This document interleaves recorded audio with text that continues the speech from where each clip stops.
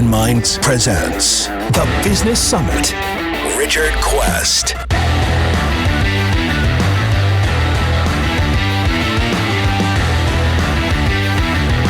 Brand Minds Live.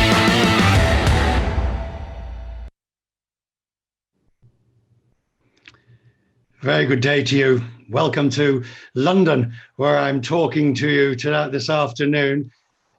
I want in the next 10 minutes or so, 10, 15 minutes, I want to give you a bit of an idea. Look into our crystal ball and see exactly where we are going and what is likely to be happening. And as we look into it, give you some understanding of the sort of issues and the sort of problems that are happening at the moment. This graph tells it all. This graph shows what we have all just hit at the moment. Like that. You have to think of what we are going to on a global basis, like hitting the wall. Economies came to a stop. And if in the early part of the post-COVID era, we were able to have lockdowns and some form of recoveries, that wall that we hit, well, I'm afraid we haven't managed to overcome it fully. And the reason is because of the number of rising cases. Now, wherever you're watching at the moment, you will be aware of the rising cases in your place.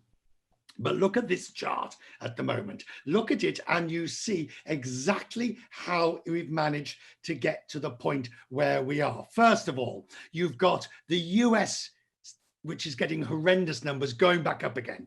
Asia, the same. Europe is supposedly almost, if not at the same place as we were earlier in the year. And in this environment where we have these rising cases, so there's another aspect to it. Look at this. How do we square this strange tale? I'm going to go backwards and forwards between these two so you can see. Here you have the number of rising cases, a deteriorating situation, and at the same time you have stock markets until now that have been roaring up almost to, well, in some cases in the US, back to record levels. The two seem to be incongruous. But as business leaders, you're now asking, what does this mean? Where do I go with this? How do I take full advantage of this? Or ensure that this doesn't completely wipe me out? And that means, what does the shape of a recovery look like? Now, you'll be familiar with the idea of the different shapes of recovery. You've got the V, which is where you go straight down and we come straight back up again.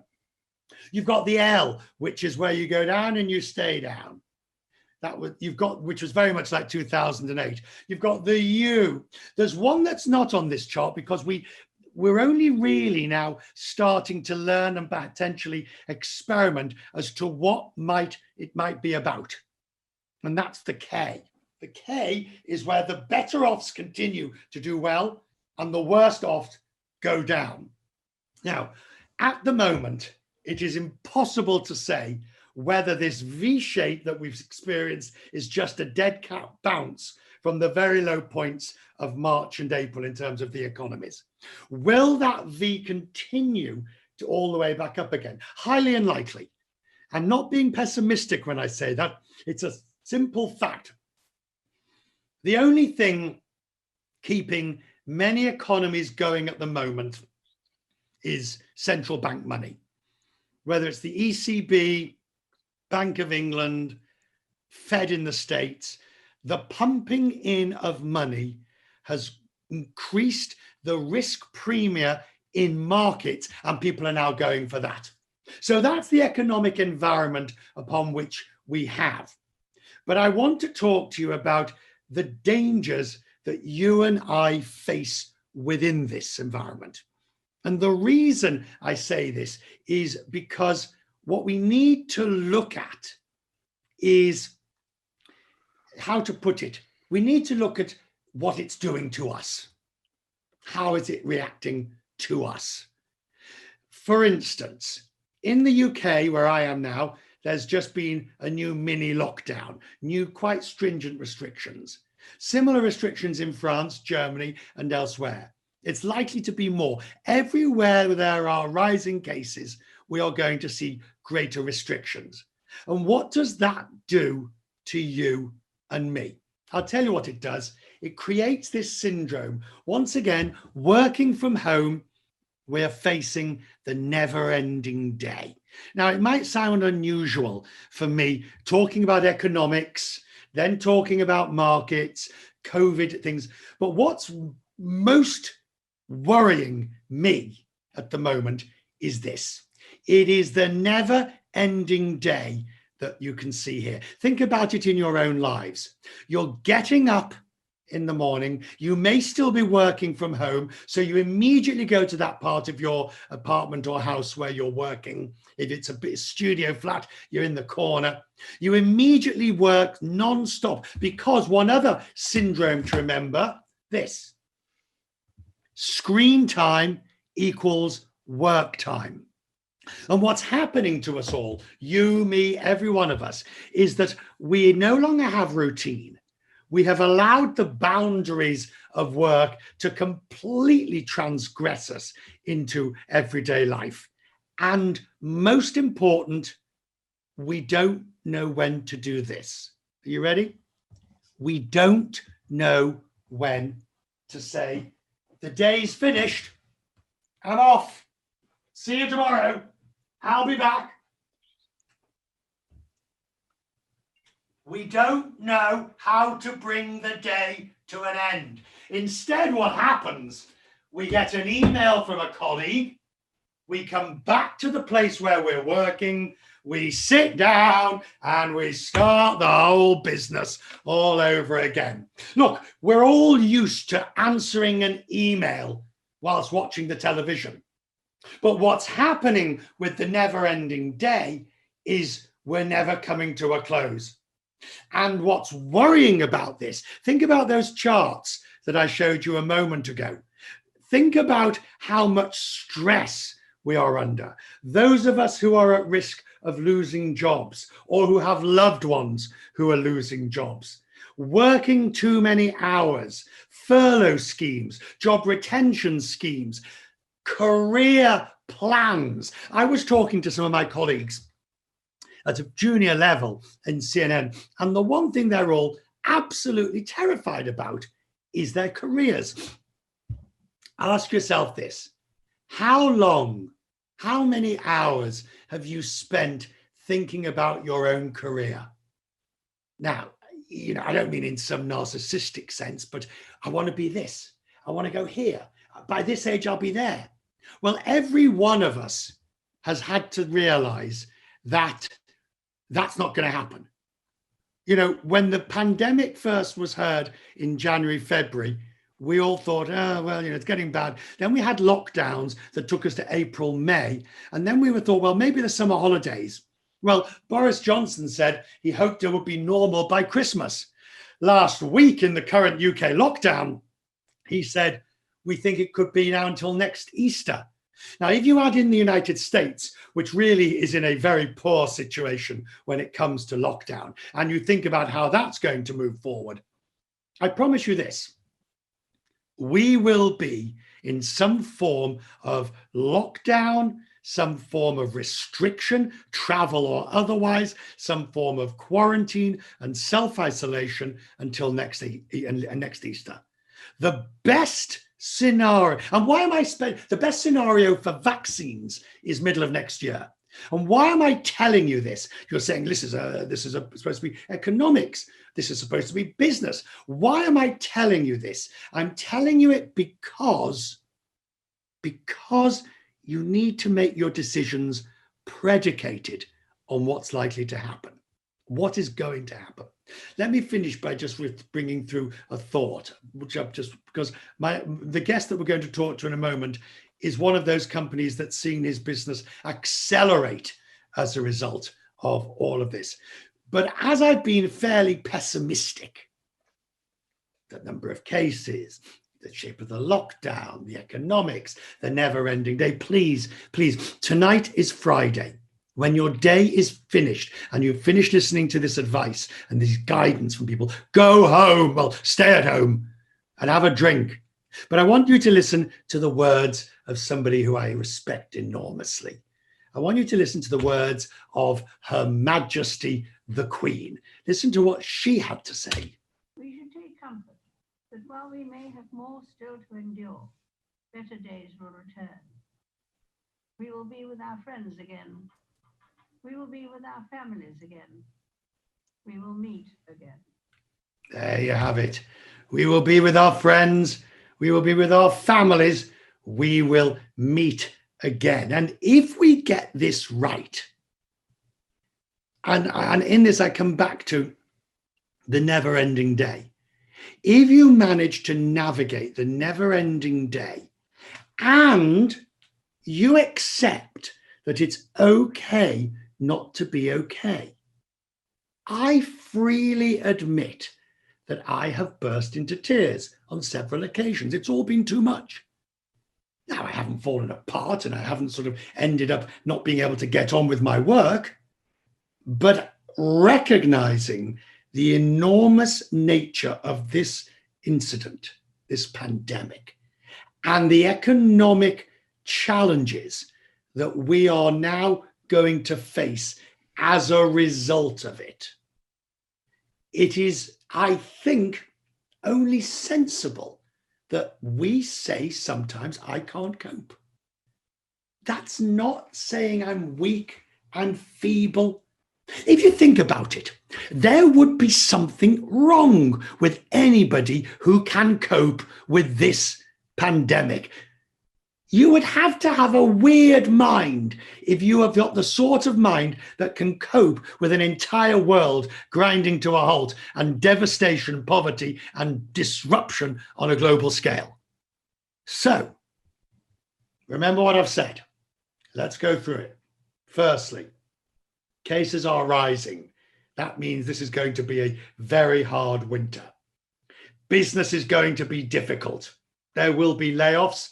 There will be job losses. There will be business failures.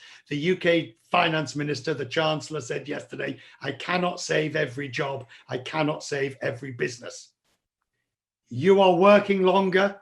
You are working more difficult. You are working with your career having been destroyed or your business plans absolutely decimated. It is okay for you to sometimes just say, oh. And then remember what the Queen says. We'll get through this. You, me, all of us. We'll get through it. It's not the first time that we've had really difficult times. And so I want to leave you with that thought. And as I always say on Quest Means Business, you know it all. Whatever you're up to in the hours ahead, I hope it's profitable and safe. Pet, I'm going to stop my sharing. I'm going to come back to you. Thank you very much, Richard. What an upbeat and yet terribly pessimistic talk that was. That's what it is. That's what it is. I think that I honestly, I know we have to move on. I think that we need to have both the reality check of the situation. Look, if you're on a sailboat and it's going in and the wind is in the wrong direction, what do? Well, the one thing you don't do is try to change the wind. Instead, you say, right, I need to tack my sail this way, or I need to move that way. And that's what we have to do here. It is the recognition that times have changed, and it asks you and me, what am I going to do next? And you don't promise the passengers on the boat, oh, don't worry, the wind's definitely going to be with us by Easter. Don't worry, I got this covered. Correct. Yeah. Correct. It's just funny because we had Martin Lindstrom before you, who was a self-proclaimed optimist. Here's someone seeing that the glass is maybe half empty. I look at the glass as totally empty, especially if it's a glass of beer, because I'm a bit of an alcoholic. But that's really between me and my therapist, Richard. We've got, you're going to be talking to someone in a moment. I want to tell the kind folks a little bit about the person you're about to talk to, so don't go anywhere, all right, Richard? All right, fair enough. I'm staying right here. That sounds good enough. Richard is going to be talking now to one of the early blockchain pioneers of Europe. So as Richard said, if you're a blockchain pioneer, you're on that up part of the K. You're on the part of the K that's going up, looking down on these poor fools down there. In May of this year, his team launched Elrond, a highly scalable, fast and secure blockchain platform which can take care of more than 10,000 transactions per second and do so at a cost 100 times less than Bitcoin or Ethereum, which is pretty awesome. He believes blockchain technology will open an era of unparalleled opportunity. Ladies and gentlemen, please welcome Beniamin Mincu. Brand Minds presents the Business Summit.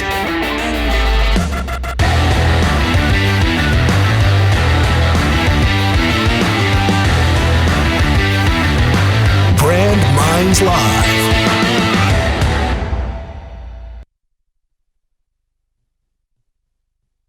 Beniamin Mincu, first of all, let's test. You can hear me, sir. Can you hear me? Yes. Hello there. Good. Really great to connect. And I can hear you. Right.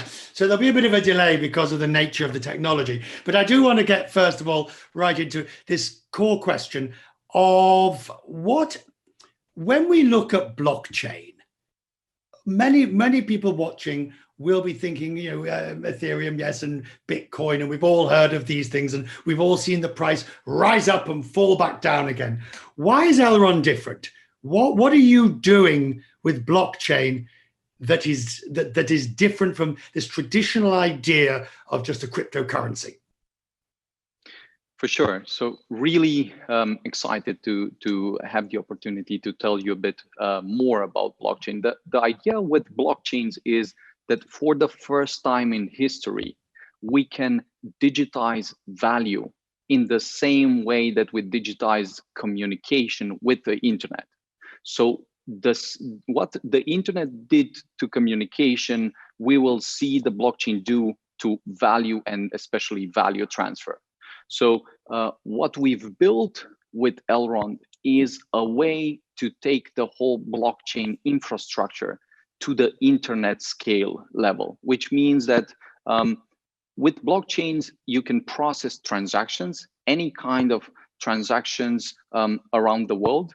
But the problem you had was the same problem you had with the dial-up internet at first, which is that it's really slow and you cannot do too much on it, build too much on it. So what we've done with Elrond is to rethink the blockchain and come with an engineering breakthrough that allows us to process more than 15,000 transactions per second now. Who is going to be using it?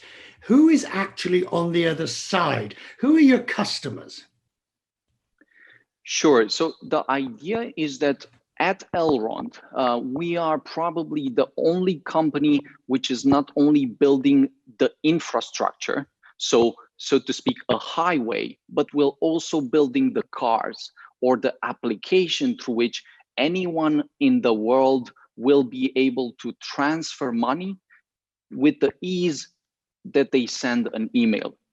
So just as they send an email to someone around the world, and it's a no-brainer that you want to use an email because it's cheap, it's incomparable to what you had with the normal email, so we'll see value transfer move to the blockchain.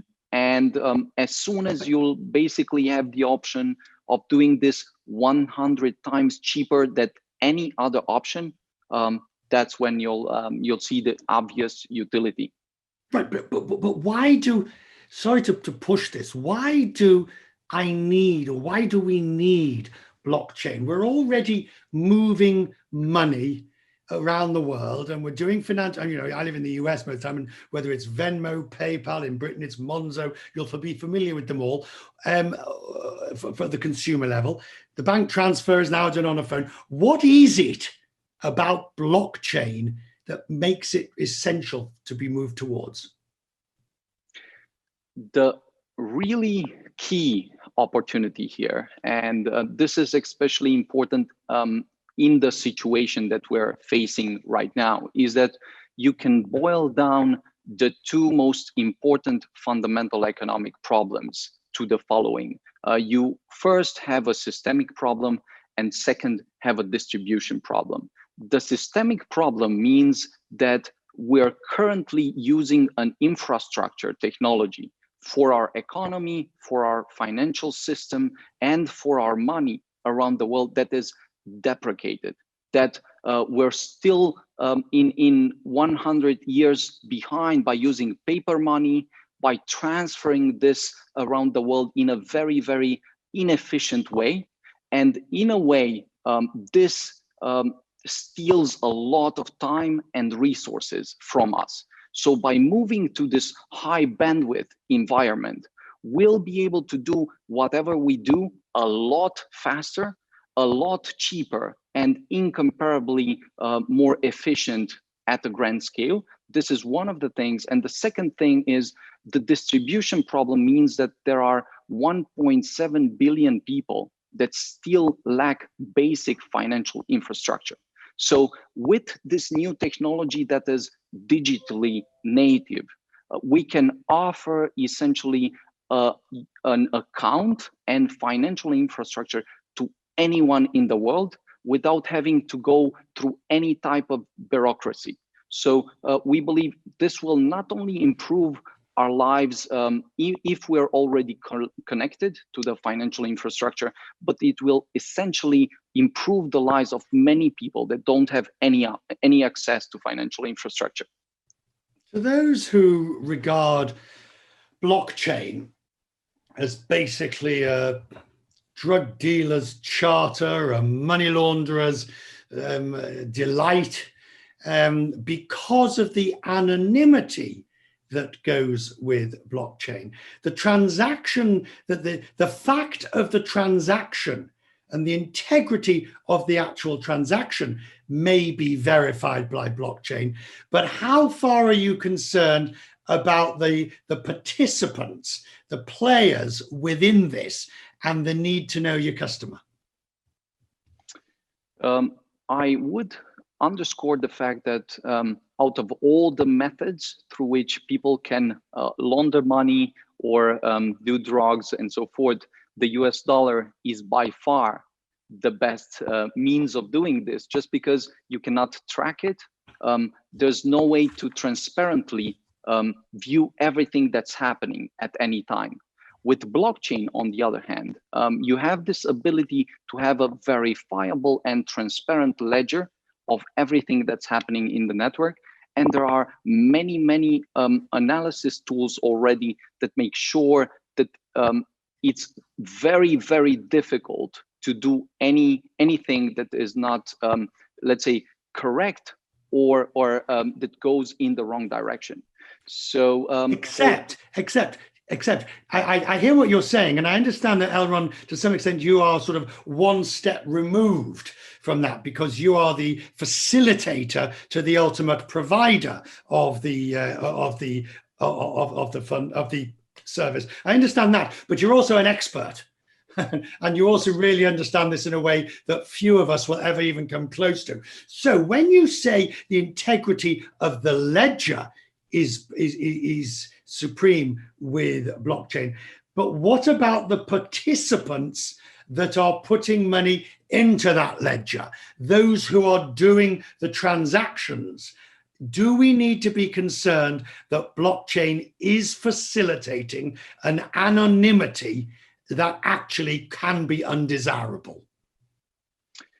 No, I actually believe that technology is the tool, and we basically choose how we use the tool. But as we see with the internet, where we really understand, especially nowadays, the value of privacy, there is a way where you basically can very, very well argue that it's important to have some privacy there, to be able to do the transactions and not have any problem. But then at the same time, I do agree that it's important to take some steps. And if we see some wrong things, transactions that are, let's say, suspect, I'm sure there are a number of companies that are already providing all types of analytics services to prevent this.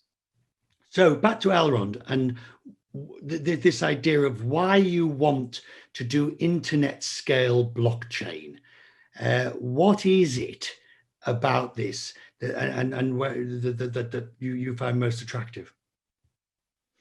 The idea here is that we're going back to this two problems that we believe currently prevent and limit economic growth in the most significant way.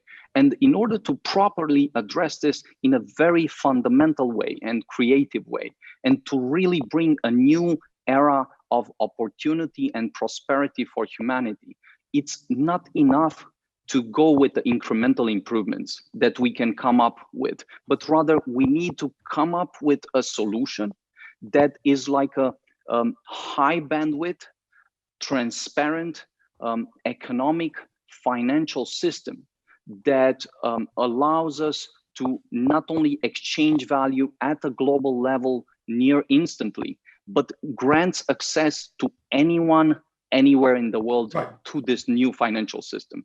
This is what we're doing with Elrond. And we're not only building the infrastructure, but we also have an application called Maiar. And of course, there's also a currency called eGold. Right. So again, for those of us who know that blockchain exists and question, an inch worth of knowledge about this, I want you to paint, we have time, I want you to paint for me a transactional picture that explains the various parties and where you fit into it and what you bring to it. Do you mean how the blockchain works, or do you mean how the system, an economic or financial system would work, and how blockchain would improve that? I want to know how somebody who comes to you, what do they ask, what do you do, and the end user, does the consumer even know you exist, or are you the plumbing of the blockchain system that really is always just there making it work? So let's start with, who are your customers? Sure. So the whole point is that at Elrond, we're doing basically three things. We have three components. There's the Elrond network, or the infrastructure through which anyone can plug in and process transactions at the internet scale with the scalability, a cost, and the speed unparalleled in the world. So I'm interrupting you here. I'm interrupting you. When you say anyone can plug in, who are the people who are likely to do that? Technical or startups, technology startups that are trying to use this new value transfer mechanism to build new tools, let's say value exchanges, derivative tools, or simpler remittance companies. All of those, or banks, all of those can just take the technology and integrate it in their infrastructure. This is one of the key things, and especially important is the fact that Elrond is about 1,000 times more scalable than other architectures. But we've moved one step even further, because we learned that to solve the performance problem will be not enough, but we also needed to address the user experience problem. And so for the user experience problem, we've essentially built an intuitive and simple user interface through which anyone in the world will be able to transfer the money via a mobile phone. So wherever they are in the world, they'll be able to use this network and this application without knowing what's the underlying utility to make transfers. What are they transferring? You know where I'm going with this. What currency are they transferring?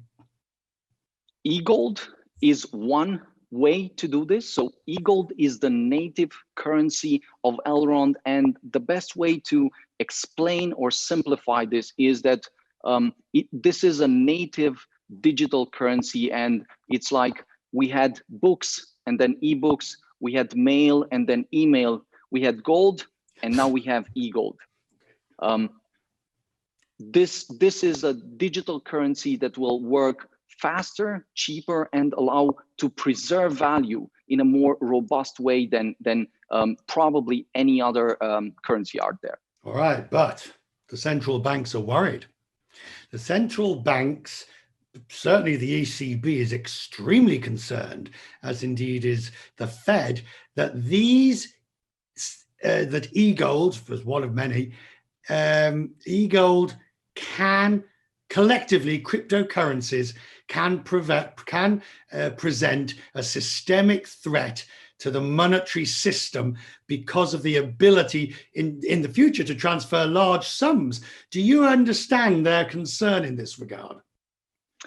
I understand the concern, but I also want to point out one important fact here, namely that if we can collectively improve the system for the entire humanity, whereby we transfer value, use it, and do this in a way that is incomparable to what we did before, then the banks and the Fed and all the other regulators will at some point see the great opportunity here, because unlike other blockchain projects, Elrond is compatible with the government, with the different regulators. And in fact, we want to proactively allow the banks or different organizations around the world to take Elrond and use it to improve the lives of people around the world.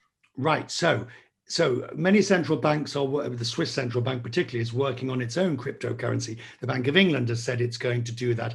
How would you imagine, in a world of multiple cryptocurrencies, or e-value, to be less pejorative, in a world of e-value, how does e-gold gain acceptability over all the others? The idea is that as we move forward, I believe during the next possibly 5 to 10 years, we'll see all value transfer essentially moving to the blockchain. There's a huge opportunity here that will become very obvious, just as it did with the internet.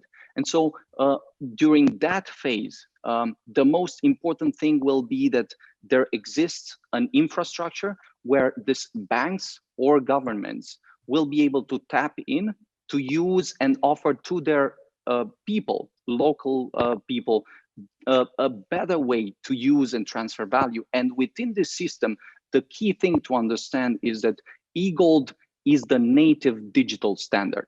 So eGold will be the one currency that will allow you to use Elrond in any way you like.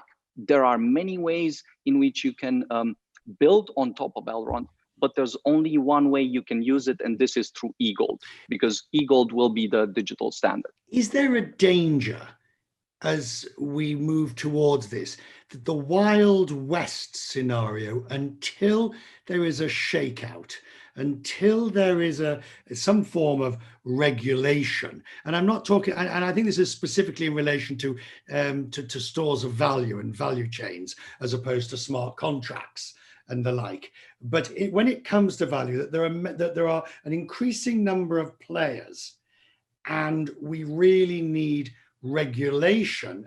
And if we do, what sort of regulation to ensure stability? We need to differentiate between two types of digital assets. There are this type of stable coins that just try to have a digital version of dollar, a digital version of euro, and so forth. And I believe there is a lot of regulation coming for this particular branch of digital assets, just because governments, as you've mentioned before, want to step in, want to test different things. And by far, what we've seen is that almost every government in the world is at this point experimenting with this technology, trying to see not only the downside, but more important, the opportunity here. Every university in the world has already courses explaining and exploring different areas on this technology. Every startup, especially the ambitious startups, either in Silicon Valley or in different parts of the world, are exploring how they could use this technology. So we see a lot of innovation, interestingly enough, not only in the technological part, but also in the economics part and the governance part. So we'll probably see some of the most interesting experiments done in this space. And I believe governments and startups and people from all around the world will probably start to participate very soon, even more as things become very simple, right? With our application, you'll move through from the standpoint where it's not clear how you use a blockchain. It's super rocket sciencey. You somehow understand something, but you cannot use it. You'll go to the point where you just tap in on a simple application, and then you can send money anywhere in the world faster and cheaper. But the money you send at some point has, whether it's eGold or any of the others, at some point there has to be, never mind just the security of the blockchain or the integrity of the transaction, but Sure. there has to be a methodization of getting the money or the value back into fiat currency. You and I can transfer eGolds till our heart's content, but at some point we've got to transfer it back into a currency, or maybe not, that I can then go and buy bricks or corn or oil or whatever I'm transacting. Sure. The idea is that temporarily you'll have this recurring way of exchanging eGold into a different currency, whether it's digital or just normal analog fiat currency. I do believe that all fiat currency will move to the blockchain as well, by the way, and Elrond will be one of the prime infrastructures where they can tap in and move. But more important than that, this is a question of time until people, due to the non-inflationary nature of this economic system, or deflationary nature of this economic system, will start thinking whether it's not better to hold things and then just trade in eGold directly. Yeah, but that was the whole, I was just looking down at my phone. I'd forgotten the name. But it's come back to me. Of course, Libra from Facebook. Now, arguably, and I'm sure you know a lot about Libra, but Libra, you know, classically scared the horses. I mean, they came out of the gate with this idea of a currency that we were all going to be using, which frightened the bejeebies out of central bankers and their ability to control monetary policy if we're all doing Libra. Yes, I do think that the problem with them is that they're an elephant in the room, right? Whatever they do, it's scaring everybody away, especially since Facebook does not have the positive aura it used to have at some point. So they're really large. The regulators are in a position where they're scared, and frankly, Facebook is not in the best position to be trusted to execute on this problem without then taking over the world immediately, right? So there are some problems there that and questions that we need to ask. The difference with Elrond is that we're not only really focused on innovation, but we're open to having the discussions with regulators, with governments. Of course, all our day is basically focused on discussing with the users, with people from around the world, because this is what we care about. Right. If we can improve the lives of the users, we're sure that the governments and regulators will see this.